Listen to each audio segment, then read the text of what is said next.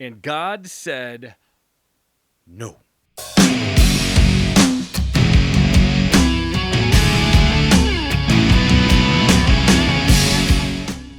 Well, hello, everybody. I am Mike Westendorf. I am the host of Mike Check. Welcome aboard. We are off and running into episode number 3. I'm excited to have you with us here, and we're going to be looking at a 4-part thought on this idea that God said no. If I can legally do it, I'll find a way to link over to a spot where Tim Hawkins, the comedian, talks about playing Dr. No. Maybe you guys have seen some of this one where he's just, his kids call him Dr. No, and he's the master of no. And he finds so many fun ways to say no. Eeny, meeny, miny, no. No. It's so much fun. No. I don't know. It's funny to laugh at, but what is the no that we're talking about here? Well, context. That's my number 3. That's why, by the way, sometimes these if you've ever listened to me talk, I go long. It's because I love context, and I don't know. I think that there's a lot of people in this world who love context too, but we've also kind of been raised in a Google age that says, just give me the answer so I can move on. Well, this is not that kind of show, so I hope that you're willing to spend some time with me for a little bit, because we're going to explore 4 ideas on this idea of God said no. But what did God say no to exactly? Well, we know that God answers prayers in 3 different ways. He'll say yes, he will say no, and he will say not now, or wait, or most of us interpret that as silence. I'm not going to give you an answer right now, but I'm going to ask you to hang on with me. I'm going to ask you to walk with me, even though you don't know where you're going. I'm going to ask you to trust me. What is the no that God is saying to? Well, this is my thought on it. This is not Bible, although I think that there's a lot of stuff in the Bible to say that maybe there are some things going on. But when I look at the world of COVID and what God has done, and there's a backstory on this that maybe I'll get to some other time. I would love to have a conversation with a few friends of mine that when we can get them in here, or we can do a Zoom type of a thing, I can get them on the talk. We'll dive into it maybe then. But in terms of this context idea, we all are looking at the world saying, what has happened?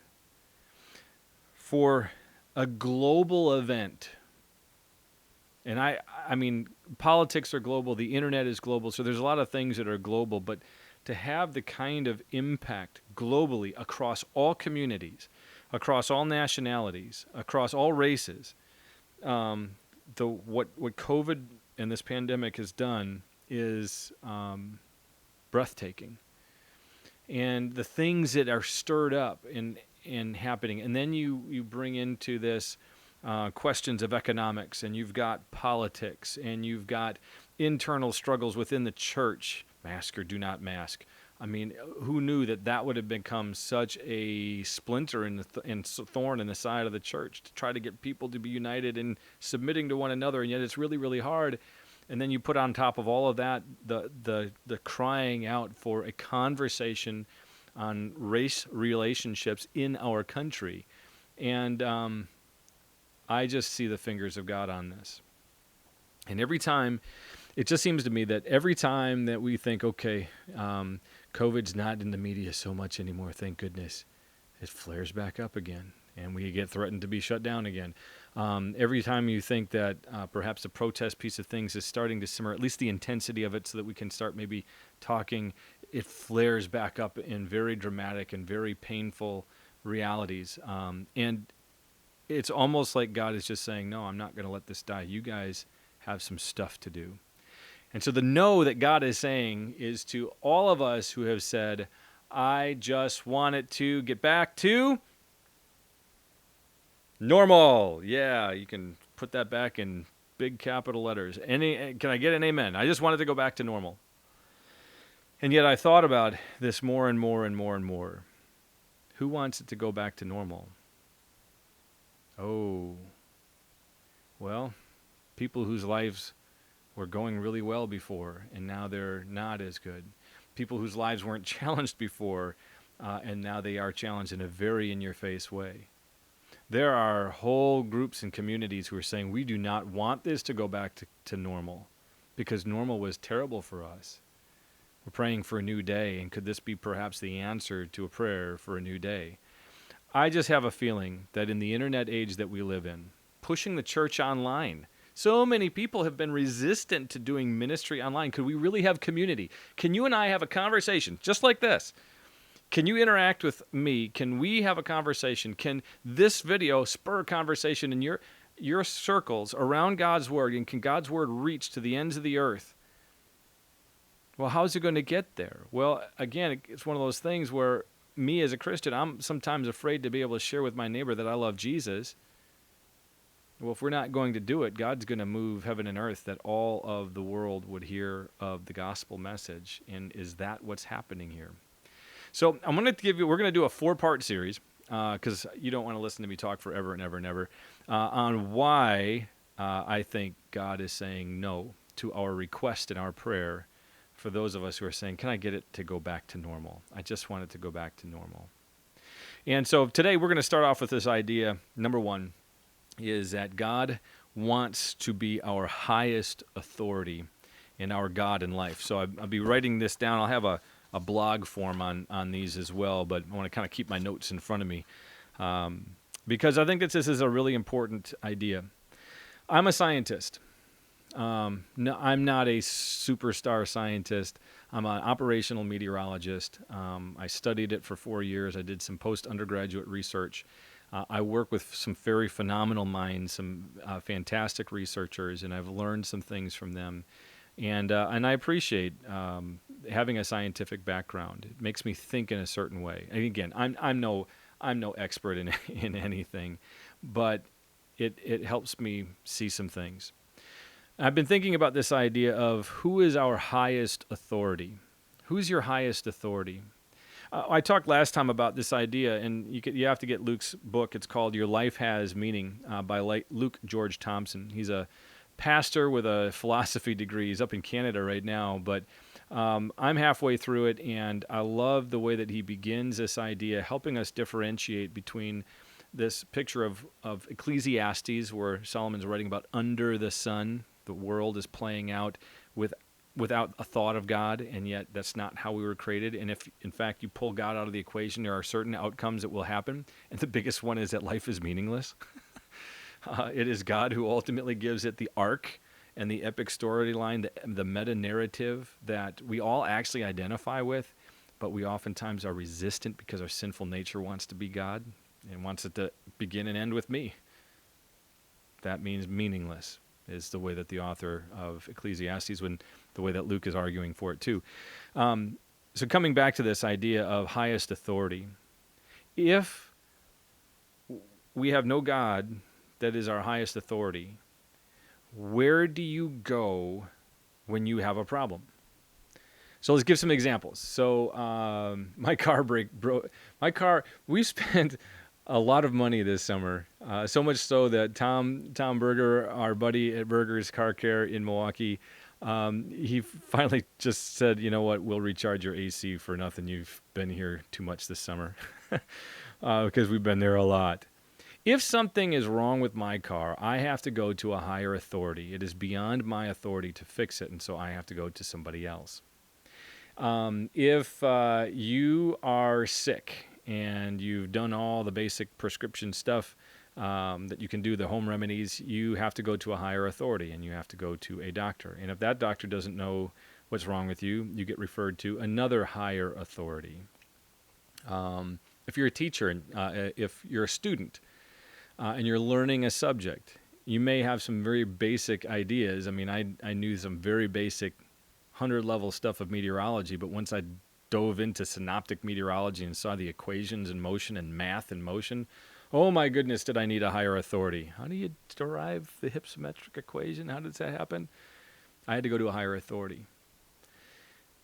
But what about the hurt in the healing? Where do we go when we're hurt? We have to go to a higher authority. Where do we go when we're anxious? We go to a higher authority, or we just suffer. And now think about the situations that are happening and playing out in our world today. We have a real problem and we have to look at and have a conversation that's going to be hard about justice. But who's the higher authority? Where do you go for a higher authority? Who has the final say? And if there is no God above it all, if God's word is not true, if this is not to be believable, then again, we run into the problem that the under the sun has, which means your truth is my truth, your justice is your justice, my justice is mine, and we're not going to see eye to eye. Compassion and mercy are going to be very, very hard to come by. Rather, it's going to be this payback justice piece of things, and you'll just see it just go round and round and round the toilet bowl. Who's the higher authority? One of the frustrations that I have with respect to the COVID, reality in our media, and how that has gone, which again, we talked in our first episode about fear. We talked our last episode about relationships and shared experiences. But the media driving this piece of things, why? Because everybody needs information. And so in an evolutionary society in which the culture does not acknowledge God, we've written him out of the equation. Nietzsche had said, God is dead, and he predicts the chaos that erupted in the 20th century. If there is no God, then science is. That's the higher authority, right? And you can see this playing out today. Every time science has a new discovery or a new possibility, the media grabs onto it. And here's the problem. The scientific method requires time. It requires patience. It requires a hypothesis. It requires the testing of that, the collection of data, the analysis of that data. And when it comes to conclusions that are not helpful as we thought our hypothesis is, we have to go back and rechange the hypothesis. We have to retest. We have to reanalyze data. And then this thing keeps mutating, or we are learning how it interacts with the human body in different ways or in different DNA structures for different people. Do you get where I'm going?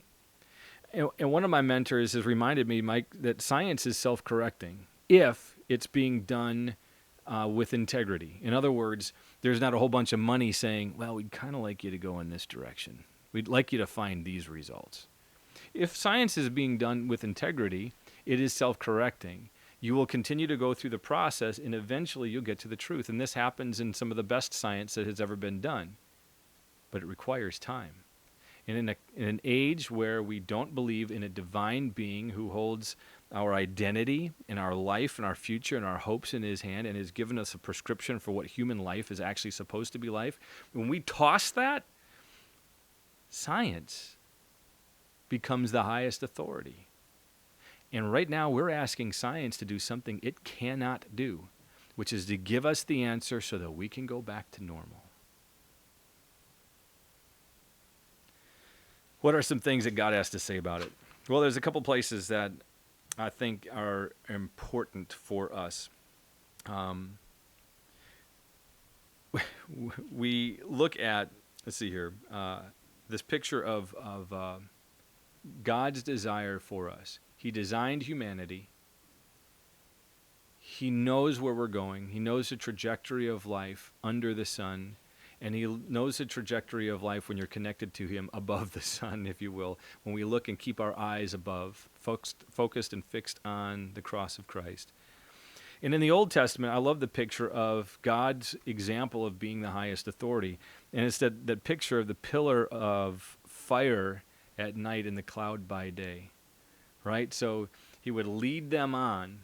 And we just read this in church not too long ago about the deliverance from Egypt, that when the Israelites were being pursued by the most powerful nation on the planet, the cloud that was leading them out of Egypt moved to the rear and confused and did not let the Egyptian army find them. Again, God is the highest authority in that space. And so, listen, this is Exodus 31, 21, and 22. It said, by day the Lord went ahead of them in a pillar of cloud to guide them on their way, and by night in a pillar of fire to give them light, so that they could travel by day or night. I love that.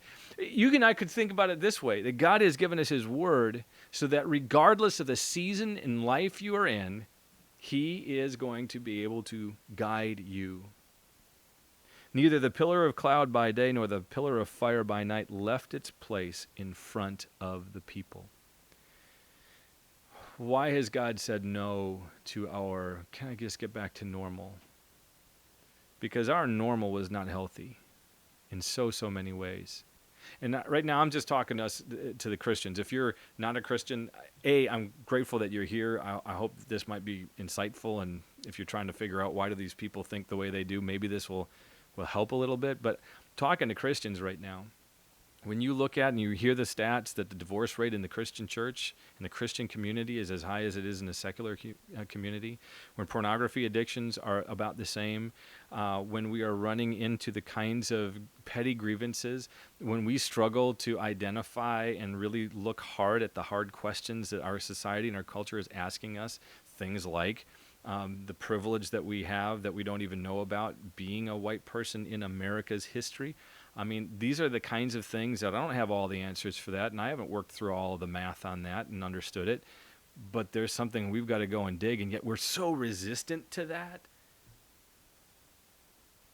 God is like, man, I don't want that normal for you, and I certainly don't want it for the people who aren't coming to the cross of Christ for their healing, the people who are living under the sun, who basically have a meaningless way of going about pursuing justice instead of the grace and mercy. Justice in the view of God's mercy is how we find healing, i.e. forgiveness, grace.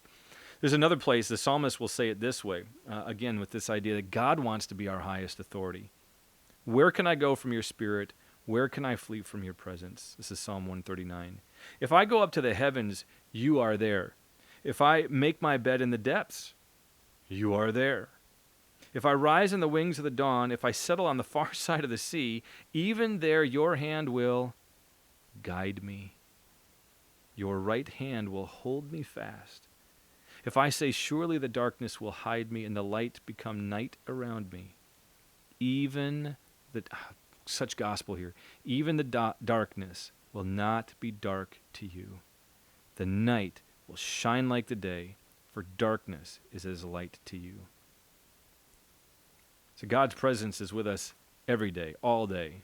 He said, I am with you to the very end of the age, right? Perhaps this is one of the greatest reasons that God says no to our return to normal. That God is saying, I am. It's one of his names, by the way, if you didn't know that. It's one of the names he gives himself. I am. Who is our highest authority? I am. God, that doesn't make any sense. I can't see you. I can't taste. I can't touch. I can't smell you. I can't. And God says, I am. Be still. I will fight for you. I will guide you. I am with you. I will make all things work. All you have to do is hear the story of my forgiveness, my grace poured out to you. Trust in the promise that Jesus Christ has given us, the death and resurrection on the cross. That is historical fact. And watch him change your perspective and help you see the world with a different lens. And so for me as a Christian man, I need this reminder all of the time because it is so easy to be distracted and quite frankly to be just blown up by all of the other voices that come into the world against us and against God's love for me, to be able to make it all about me. Really, I need a different highest authority, one that I can see and taste and touch and I can call up on the phone. And God says, no, I am. So that is the encouragement for you guys today. It is from Exodus chapter 31, verse 21 and 22. Why? This is episode number 1 of God Said No. Tim Hawkins. No. I'll put the clip on someplace in there. But here is reason number 1 why God has said no to our return to normal for many of us. Exodus 31, 21 through 22. By day the Lord went ahead of them in a pillar of cloud to guide them on their way, and by night in a pillar of fire to give them light, so that they could travel by day or night. Neither the pillar of cloud by day nor the pillar of fire by night left its place in front of the people. Hey, that's it for today's Mic Check. Thanks for being with me. We're going to go 3 more times, and I'm not even going to tell you where we're going, but you're going to want to stay tuned because this is going to be a great series. I hope it's helpful. Leave some comments behind if you want. Share it if you would like. Some resources are going to pop up here at the end, but looking for some music, MikeWestendorf.com. There's other links that are on that website, along with some blogs, some things to consider and maybe think about. AwakeAlive.com. Any of you guys, young adults, doesn't matter if you're in school or if you're out in the professional world already. We love you guys. We want you to be encouraged. There's some videos and some sessions that are online for you there. And then some great resources at timeofgrace.org. And then St. Paul Muskego, stpmuskego.org. Some good resources and encouragements for you there. Hey, I'm Mike Westendorf. This is Mic Check, and I will see you again next time.